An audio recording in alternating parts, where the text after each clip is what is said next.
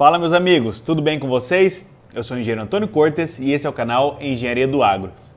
E no vídeo de hoje nós vamos falar a respeito dos custos de uma construção e implantação de uma unidade armazenadora de grãos na fazenda. Eu elegi aqui 5 fatores que impactam diretamente no custo da implantação de uma unidade e também 8 passos práticos para você estruturar bem um orçamento completo de uma unidade armazenadora de grãos na sua fazenda. O primeiro fator que impacta muito no custo da unidade armazenadora de grãos é a escolha do terreno, por 2 principais fatores aqui. Um deles é a resistência do solo. Então, se você tem um solo muito fraco, muito provavelmente você tem que fazer uma fundação mais complexa e que utiliza um volume maior de concreto. E isso daí eleva em muito o custo construtivo da sua unidade.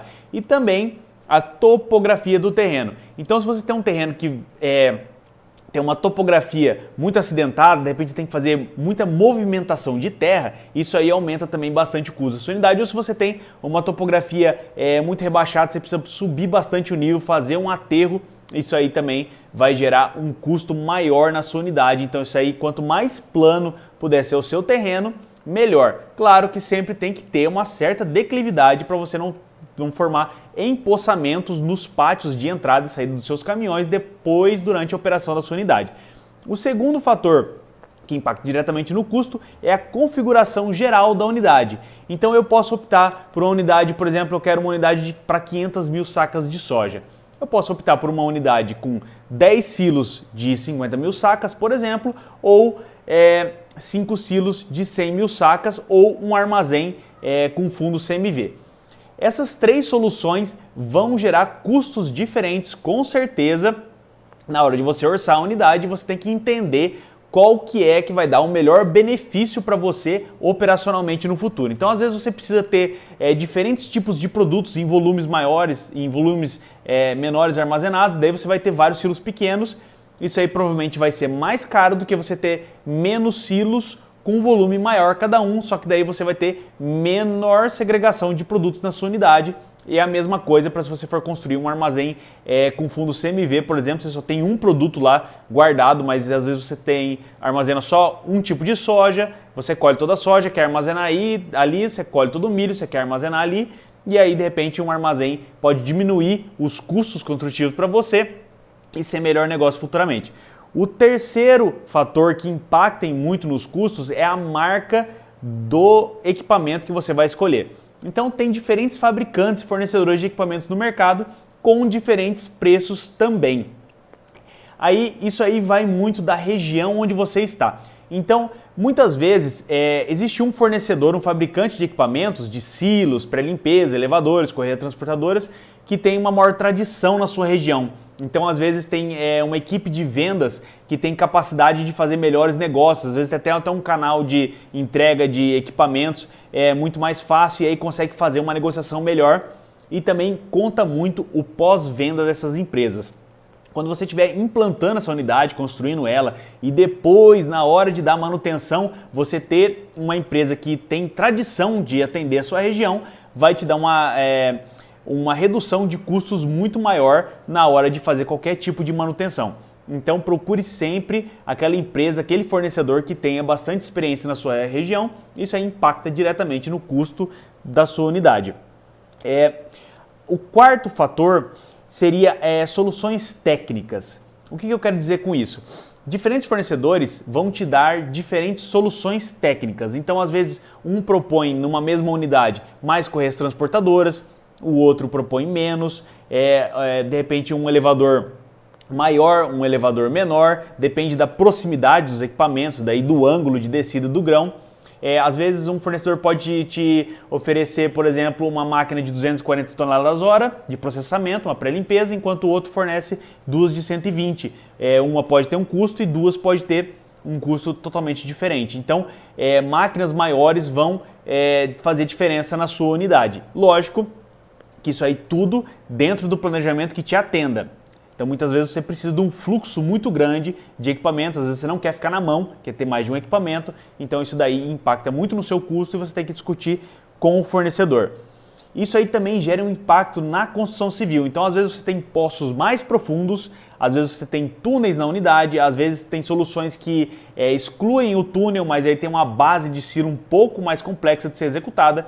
Então você tem sempre que pegar essa solução desse anteprojeto e levar para a construtora para orçar e ver se diferentes soluções dos fornecedores vão ter um impacto positivo ou negativo nos custos construtivos das bases civis dos equipamentos. Outra coisa também de soluções é o nível de automação que você quer ter nessa unidade. Então, às vezes você quer ter uma unidade super tecnológica que você controla lá toda no tablet, ou às vezes você quer ter uma de acionamento de botão nas máquinas lá. Isso aí vai fazer toda a diferença no custo da sua unidade também. O quinto fator é a logística. Então você tem que entender que quanto mais longe de polos urbanos e quanto mais longe das indústrias fabricantes dos equipamentos a sua fazenda maior vai ser o custo de transporte, e se precisar, durante a construção da unidade sempre falta uma peça, tem que trocar alguma coisa, e aí esse custo também vai ser mais alto. E também o acesso à sua fazenda. Então às vezes você tem uma fazenda lá que você precisa vencer 100 km de estrada de chão para chegar na sede onde está sendo construída essa unidade, e às vezes essa estrada está muito boa ou está muito ruim. Quanto pior ela tiver para acessar, maior vai ser o seu custo, você tem que ter isso aí em mente. Mas aí, na prática, para nós estruturarmos um bom orçamento, para que não haja surpresas na hora de construir, o que eu devo pensar, o que eu devo fazer? Eu estruturei aqui 8 passos para você conseguir fazer um bom orçamento da unidade como um todo. Então o primeiro deles é justamente escolher o terreno, como a gente falou no começo, um terreno que não tenha muita declividade, que tenha menor movimentação de terra, mas que tenha capacidade de escoar a água, é um bom terreno. Então você tem que chamar um topógrafo, fazer um plano altimétrico do seu terreno. Isso daí é um custo que pode se tornar muito barato se você escolher um terreno ruim. Então, às vezes, por falta de um topógrafo, você acaba tomando uma decisão errada. E também é importante fazer um teste de sondagem para ver justamente a resistência do solo. Lembra que eu falei lá no começo que um solo muito fraco pode demandar uma construção de uma fundação muito complexa e cara? Então, um teste de sondagem ali pode te resolver vários problemas. O segundo passo seria análise do entorno na sede da sua fazenda. Por que eu digo isso? Porque muitas vezes você acha lá o local perfeito para se instalar uma unidade, mas e aí de repente perto dessa unidade você tem construções antigas que podem se tornar um problema para você. Você tem que ter um fluxo, por exemplo, de caminhões, um trânsito livre em volta da sua unidade, e aí de repente você se depara com um barracão antigo, ou um escritório antigo, uma edificação antiga ali que atrapalha esse fluxo, aí você tem que executar a demolição dela. E aí isso aí gera um custo que você não estava prevendo lá no começo. Então você tem que olhar o entorno e tem que entender se tem que mover uma cerca de lugar, se você vai ter que tirar árvores antigas, se são árvores que precisam de autorização de algum órgão de fiscalização ambiental, por exemplo. Então isso aí é uma coisa que tem que prestar atenção. E também você tem que prestar atenção nos pátios e vias de acesso da sua unidade. Então, porque muitas vezes você acha lá uma parte plana do terreno, você constrói essa unidade, mas logo do lado você tem uma declividade muito grande e aí você tem que aterrar todo o pátio em volta da unidade, lá cerca de 35 metros a toda a volta da unidade, para você poder ter um trânsito livre de caminhões, para você poder ter um bom pátio de lenhas, para você colocar os mortos de concreto de estaiamento dos equipamentos.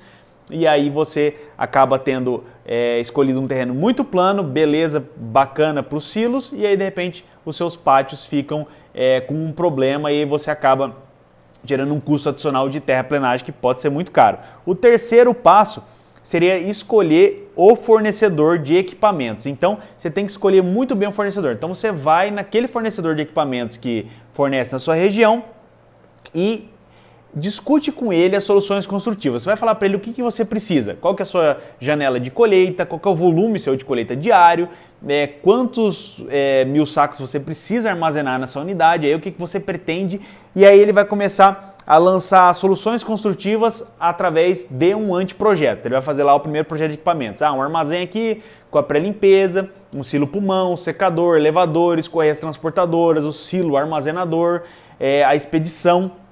E aí você tem que pegar um pré-orçamento desse fornecedor de equipamentos e ir para o passo 4, que é entender quais equipamentos adicionais você vai precisar nessa unidade aí. Então, muitas vezes você vai precisar de uma balança rodoviária para você pesar os caminhões que vêm na unidade, para você entender quanto que está chegando de soja ou quanto você está expedindo. De repente, você quer ter uma atulha de embarque lá maior para carregar um caminhão com maior agilidade. E aí você precisa ter, de repente, uma balança de fluxo. Então você tem que discutir bastante com esse fornecedor de equipamentos para você entender todo o seu ciclo, desde a chegada do caminhão na fazenda, a vinda do caminhão da lavoura que vai descarregar, ou a chegada e a saída do caminhão que vai levar o grão embora.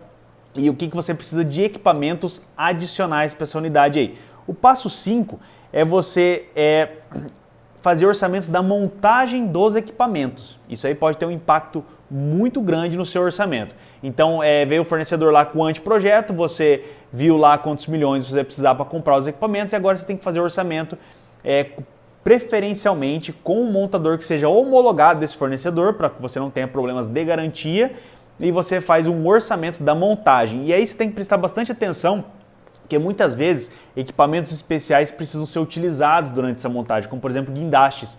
E o aluguel dessas máquinas pode ser muito caro, e você tem que entender se isso está incluso no preço da equipe de montagem, se você tem que alugar a parte, aí isso é um custo a mais. Então qualquer tipo de equipamento de movimentação que não estiver incluso, você vai ter que alugar, e aí você tem que conversar com a equipe de montagem e entender o que é necessário para montar esses teus silos aí. O 6º passo é a escolha da construtora. E aí que você vai validar as soluções que foram dadas no momento do anteprojeto dos equipamentos.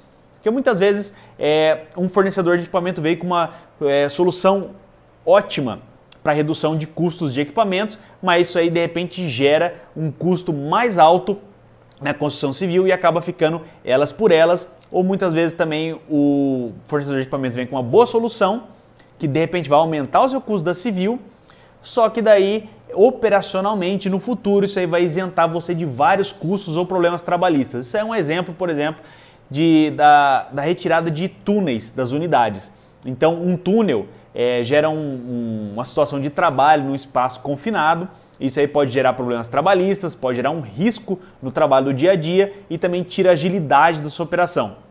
Então, de repente, lá o fornecedor deu uma solução de você não ter túnel embaixo do silo, de repente fazer uma base elevada, isso aí vai aumentar o custo da civil, mas isso aí vai gerar uma economia operacional imensurável futuramente. Então, tudo isso você tem que colocar na balança, que às vezes gastar um pouquinho mais agora vai te gerar uma tranquilidade e uma economia muito grande futuramente. E escolha bem o fornecedor da construção civil, a construtora. O passo número 7, eu vou colocar em 3 pontos aqui, que é elétrica e automação, sistema de proteção contra distúrbios atmosféricos, o SPDA, e o sistema de proteção contra incêndio e pânico. Isso aí são coisas que tem que estar no seu orçamento, que muitas vezes não está incluso no orçamento da construtora que você contrata. Então, a elétrica e automação, como eu falei anteriormente, o nível de automação que você quer nessa unidade vai impactar muito no custo dela, e também o fornecedor da elétrica. Você tem que entender quais são os tipos de material que eles estão colocando ali, se os materiais são bons, se os cabos estão dentro das normas, se os quadros de energia estão colocados nos locais corretos, se você tem que trazer uma energia em alta, tem que rebaixar, às vezes você tem que tirar alguma linha de energia que está presente na fazenda hoje. Então, várias coisas, às vezes, de repente você precisa trocar o transformador que você tem na sua fazenda, porque essa unidade nova vai demandar muita energia. Então, isso daí é um fator muito importante. Você tem que estruturar muito bem um orçamento de elétrica e automação da sua unidade. Sistema de SPDA, geralmente, empresas que desenvolvem o orçamento da elétrica e automação também tendem a fazer o SPDA. Então você tem que ver se está incluso no orçamento ou se você tem que orçar com uma empresa especializada.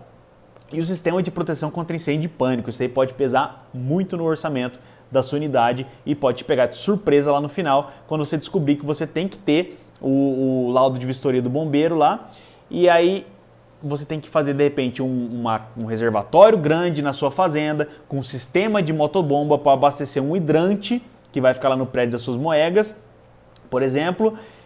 Você tem que comprar extintores, fazer iluminação de emergência, sinalizações. Então é importante você pegar uma empresa especializada e orçar isso daí antes de começar a construir, antes de tomar a decisão de construir uma unidade na sua fazenda.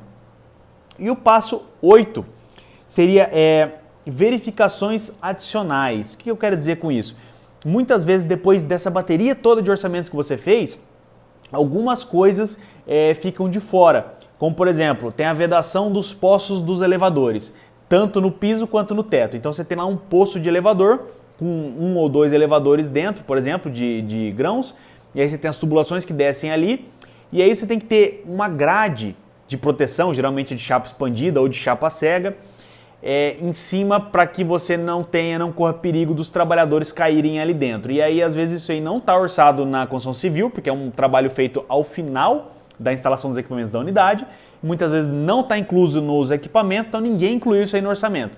E aí você tem que ver o custo disso daí, porque no preço que os materiais estão, isso aí pode impactar bastante. Outra coisa também são calhas e rufos. Muitas construtoras não incluem no orçamento a vedação de rufo no telhado, em volta dos elevadores. Então tem a vedação no poço, do elevador no piso, e tem a vedação dele lá no telhado. E podem ter outras coisas como corrimão, portões, portas, que muitas vezes não vem incluso nos orçamentos. E aí você tem que fazer um pente fino de todos os detalhes para nada te surpreender lá no final.